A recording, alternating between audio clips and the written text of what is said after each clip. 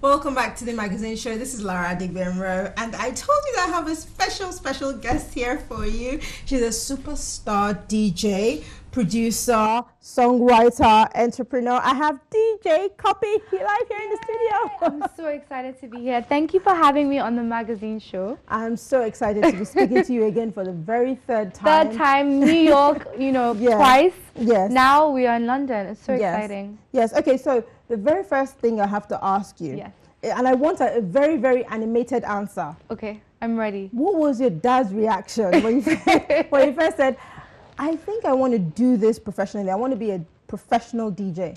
I think that's a great question, Lara. A lot of people ask me, and I'm so lucky to have literally one of the most supportive dads in the world. I remember when I was 16 and I really fell in love with music. My parents asked me what I wanted, so I literally couldn't think of anything else apart from DJ decks. So they got me some decks, and I used to lock myself in my room DJing, teaching myself. And I remember I then decided, okay, you know what? I've gotten to a place where I cannot stop thinking about music. I can't avoid it. So this is what I want to do. So I went to my parents. I remember it was Easter in Lagos, and I went up to them. I was about 17. I was like, Mom and Dad, this is what I want to do. And I remember my dad saying, go for it. And that's the way I've been raised. I've been raised to be a fighter. I've been raised that anything worth doing is worth doing well. And also, to just make sure that you follow your passion. So my dad said to me, if you want to be a DJ, you have to be the best DJ.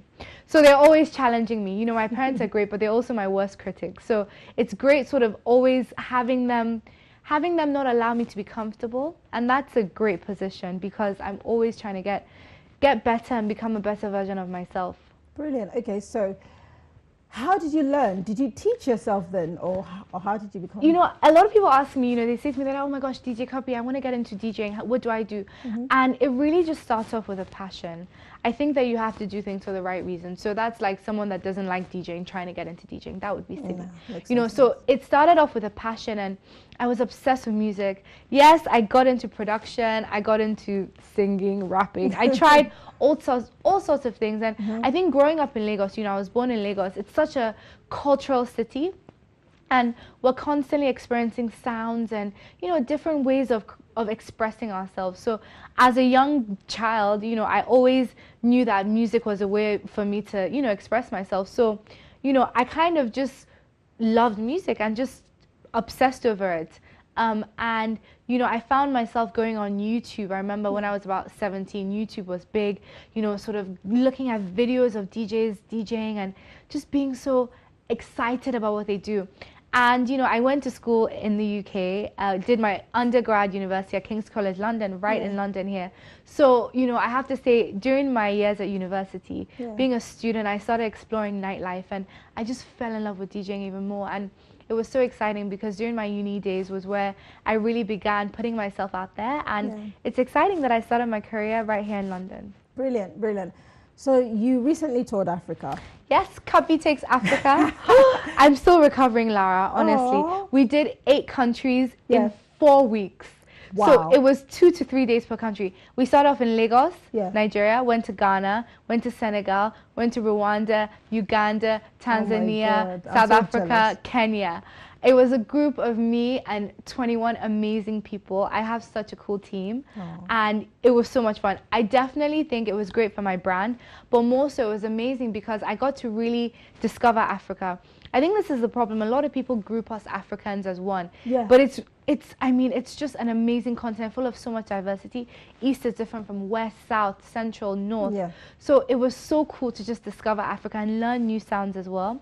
And also, it was so cool as well to do charity work. I think that it's so important to give back. And for me as well, I think that really made me fulfilled. Seeing young kids sort of, using music as a way of expressing themselves as well. It just gives them a confidence. So that was cool. Definitely the most memorable thing I've ever done. And I'm excited to say I'll be going back on tour this summer again. Where? 2016. I won't give away too much, but definitely will be, home is home. Niger, we'll kick it off. And, I'm looking forward to perhaps going a bit north, Morocco. Okay. Exploring that side of the continent. Okay, so far, during your tour, which country would you say parties the hardest? It has to be, I think between Tanzania and Uganda. What? East I wasn't Africa, expecting that. like don't play with East Africa. What? Kampala, Dar es Salaam, those two cities were just excited. But you know what's so interesting? In every single country, all they wanted to hear was Nigerian music. Oh my God. I have to say, it's so amazing being a Nigerian because we've obviously positioned ourselves to really be the forefront of entertainment in the whole continent. People love Nigerian music. They love the artists. They love our Niger swag. You know, it's so cool. And it just makes me even more proud to be Nigerian. Oh, that's brilliant. I'm proud to be Nigerian too. Hey! So tell me about life as a female DJ.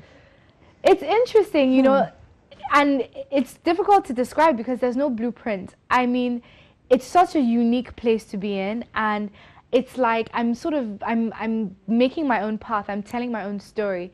Yes, DJing is male dominated, and I haven't allowed myself to sort of, you know, feel constrained. You know, we were just speaking about it. I'm a full-time student at New York University getting a master's. I'm an intern at Rock Nation in New York. You know, I'm running my company, Red Velvet Music Group. You know, I'm a director there. Then there's so many other things I'm delving in apart from DJing. And I'm just a 23-year-old just trying to figure out life. So, you know, it's amazing how... You sound like you have it all figured out already. I really don't. And that's the beauty of it. I think this is the secret. Someone said, they're like, why are you always so happy, or why are you always smiling? And, you know, I do everything with passion, and I do things that make me happy. And I think that's the problem with young people. We don't have sometimes enough support, so we end up doing things that don't make us happy, you know. So I think that because I love what I do, I always say this: find a job you love and never work a day in your life. I mean, that's like you must love what you do, because you know, it just gives you a fulfillment. And I think that when you're doing that, you can't help but to be happy. Even on the down days, it keeps you going. You know, so being a female DJ is so amazing. And I think for me, most importantly, you know, I live in New York now, which was a big change for me, you know, leaving my family, my friends, and just going out there. But it's been so much fun, you know, and I think the brand has done so well there. I'm now on an MTV show weekly in the US, which is very exciting with Charlemagne, you know, repping Niger there. And, you know, I think that it's just sort of, it's taking each day as it comes and trying to be not the best female DJ, the best DJ I can be. You know, I get frustrated when it's sort of about only being a woman. And, you know, I think that I should be known as a good DJ, whether or not I'm a female. And also just a good, amazingly sort of inspiring version of myself. You know, I don't like sort of comparing myself to other brands. I just like to do me. Yeah, brilliant. Okay. Do you? Okay. You were recently on E! Channel's House of DVF. Yes. Can we roll that clip real quick for House of DVF before I ask you the question? How'd you like it? Yeah, Very good. I like things like this. It's very pretty. Good. Thank you. That means everything that you're saying that. All right. Bye. Yes. Kat, can you go pick up DJ Cuppy? She's downstairs. Yeah, thank you. Hey, I'm Cuppy. Nice to meet you. I'm Kat. The girls have found their groove. This I like. What do you guys think? Yeah. I'm You're gonna say no code? Yeah. Green on you, I can already tell is gonna be about like hot pink. I don't think Kat understands that it's not always about asserting herself. And with the blue shoes, or even those shoes right there would be let's sick. try them on. What about this? What about these? These are a 9. She's literally taking shoes and shoving them in people's faces. Thought that this might be kind of fun. That's not good. It's always 2 steps forward, 10 steps back. This would be fantastic on you because I think you could really jump around. Yeah, and have it'd be fun. No, she does not want to wear that. Definitely not. God damn. Like, if I'm good at one thing in this whole entire program, this is the moment. Show it. Look at the opening. Ooh, oh, wow. Awesome. Kat, can I talk to you for a second? Yeah. We also had this one in the back. I could run down. Yes. Perfect. So I'll just try those on now. Yeah, for sure. Thank you.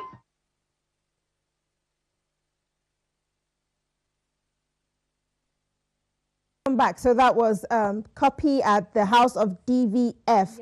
Tell us about your experience there. That was amazing. You know, DJing for... I mean, first of all, how the opportunity came about was that I was asked to DJ for the DVF Awards in at the UN, which was amazing, you know, and it was such a beautiful event. And I mean, I remember DJing and literally Hillary Clinton walked past me. Oh my God. And you know, it's just so amazing. And these are things you can't really just put a value on. It was just such an amazing feeling. And then, you know, I was DJing and she was sort of bobbing her head to some of the songs.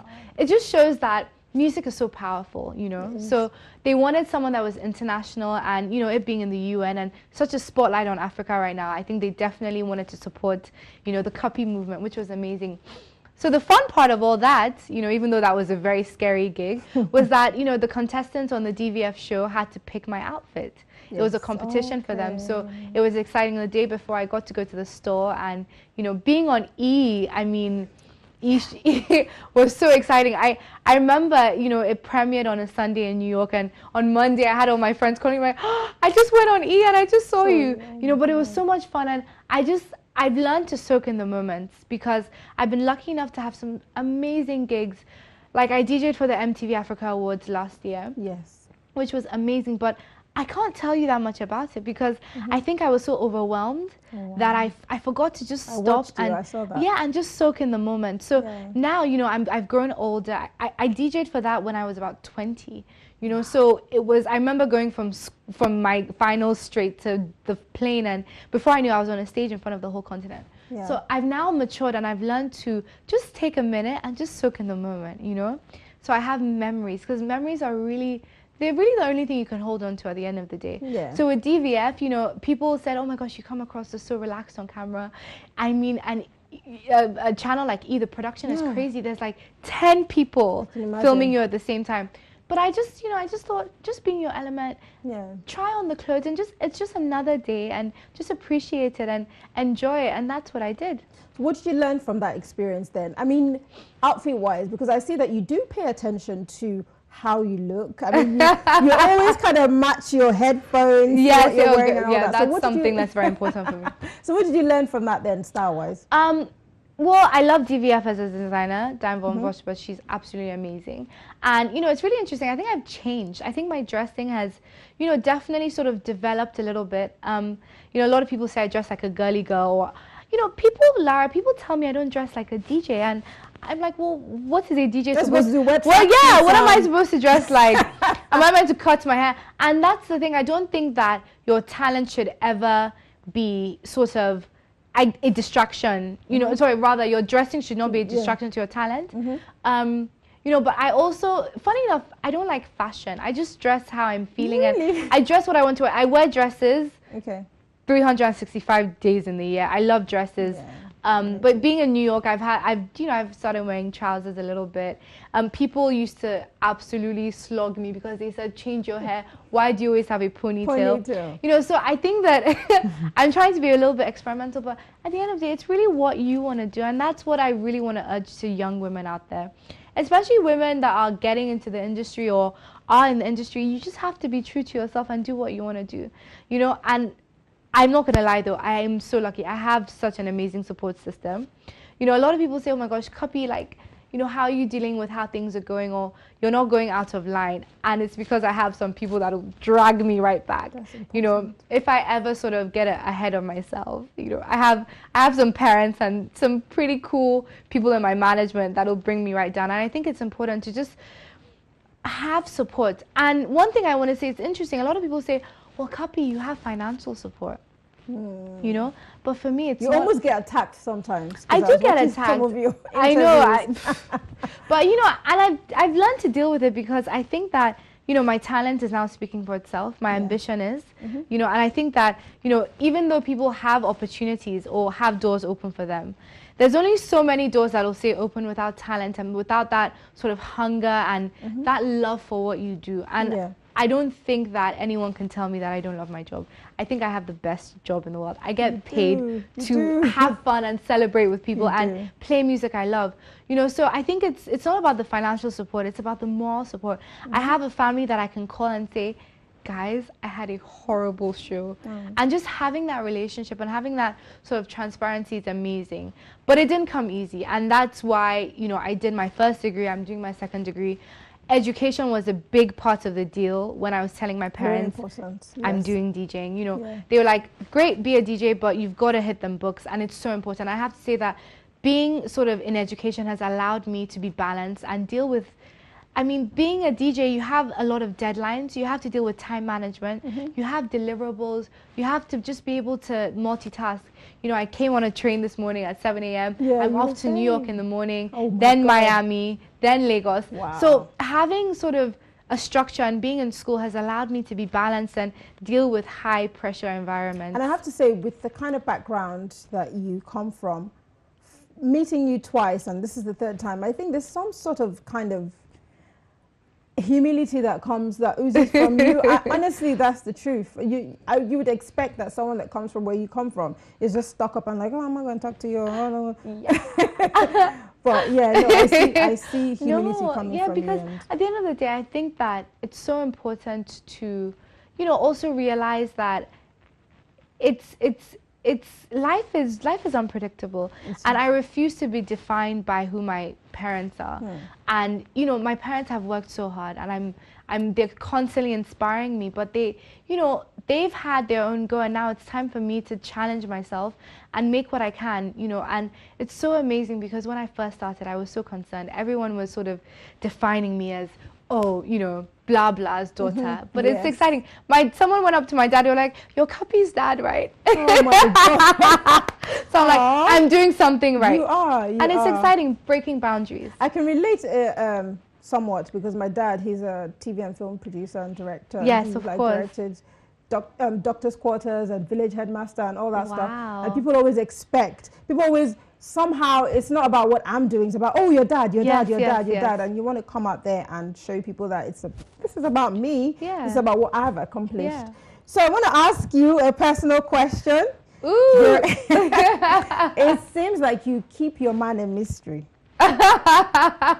He will only hear his voice and see just parts of his body. So do you really? Wait, do you? Is this on Snapchat you're referring to? Snapchat, yeah. Snapchat. I love Snapchat, guys. Amazing. So do you have a man? I actually have a boyfriend. Yes, it's exciting. God. And I actually, you know, I haven't really spoken to anyone about it, but it's really exciting. Yeah. I mean, it's new, and I think that, you know, I turned 23 a couple of weeks ago, and you know, I think that honestly, it's exciting growing up, and I think that I'm in a place where I'm really comfortable, you know, with what I do, and you know, it's something that I'm excited about, and you know, it's new beginnings, and we'll see how it goes. Okay, Brina, I'm taking so much time right now because I'm enjoying your company. I want you to tell me about your internship at Rock Nation. Rock Nation. I can't speak. Rock Nation headquarters. Yeah. Yes.